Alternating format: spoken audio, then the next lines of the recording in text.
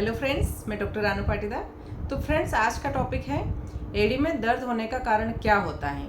तो आजकल ये बहुत कॉमन प्रॉब्लम हो गई है और मेल की तुलना में ये फीमेल्स में ज़्यादा कॉमन पाया जाता है।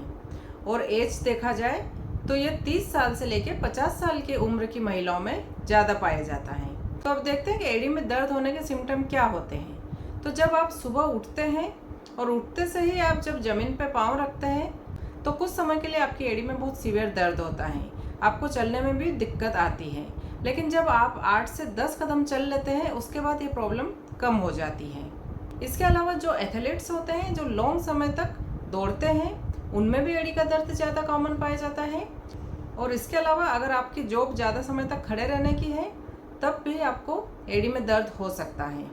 तो अब देखते हैं कि एड़ी में दर्द होने का कारण क्या होता है। तो आपकी एड़ी में एक मसल होती है तो जिसे हम प्लांटर फेशिया कहते हैं। तो इसमें टाइटनेस हो जाती है और इसी टाइटनेस की वजह से जब आप सुबह उठते हैं तो आपको एड़ी में बहुत दर्द होता है। लेकिन जब आप कुछ कदम चल लेते हैं तो उसके बाद दर्द अपने आप कम हो जाता है। आपकी जो एड़ी होती है वो दो चीज़ों की बनी होती है, एक होती है बोन और दूसरी मसल्स। तो जो बोन होती है इसे हम कैल्केनियम कहते हैं और इसके ऊपर मस्कुलर लेयर होती है।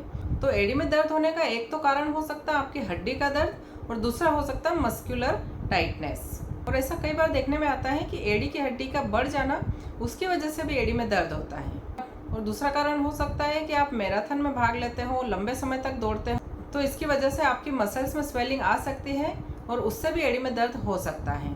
तो एड़ी में दर्द होने का एक कारण हो सकता है हड्डी का बढ़ जाना और दूसरा कारण होता है हड्डी के ऊपर जो मसल्स की लेयर होती है उसका टाइट हो जाना। तो जो हमारे पाँव में आर्च होता है वहाँ पे एक प्लांटर फेशिया नाम की मसल होती है।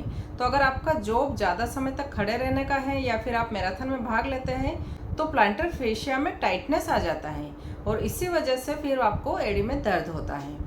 तो प्लांटर फेशिया के ज़्यादा टाइटनेस होने की वजह से आप सुबह उठ के अपना पाँव ज़मीन पे रखते हो तो उसमें खिंचाव आता है और वो जिस जगह पे आपकी एड़ी की हड्डी से जुड़ा रहता है उस जगह खिंचाव आता है और वहाँ स्वेलिंग आ सकती है और इसी वजह से आपको एड़ी में दर्द होता है। दूसरा कारण है आपकी जो काफ मसल होती है वो पीछे आपकी एड़ी पे जिस जगह पे अटैच होती है उस जगह कभी कभी सूजन आ जाती है तो उसकी वजह से भी एड़ी में दर्द होता है। तो एड़ी में दर्द की जो प्रॉब्लम है वो इजीली ट्रीटेबल है, यानी इसका इलाज आसानी से हो सकता है।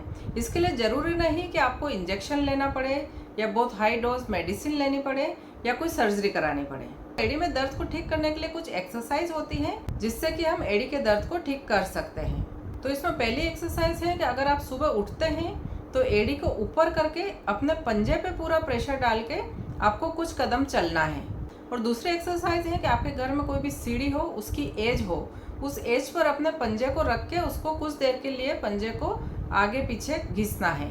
तो इन दोनों एक्सरसाइज से जो प्लांटर फेशिया टाइटनेस हुआ है वो स्ट्रेच हो सकता है और इसकी वजह से आपको एड़ी का दर्द काफ़ी कम हो सकता है। तो ये उपाय करने के बाद भी अगर आपका एड़ी का दर्द नहीं जा रहा है तो आप अपने डॉक्टर से कंसल्ट करें। इसके अलावा आप जो फुटवेयर्स पहनते हैं यानी कि जो जूते पहनते हैं या चप्पल पहनते हैं उनकी वजह से भी आपके एड़ी के दर्द पे बहुत इफेक्ट पड़ता है। अगर आप डेली वॉक करते हैं तो आपको प्रॉपर वॉकिंग वाले शूज़ पहनना चाहिए।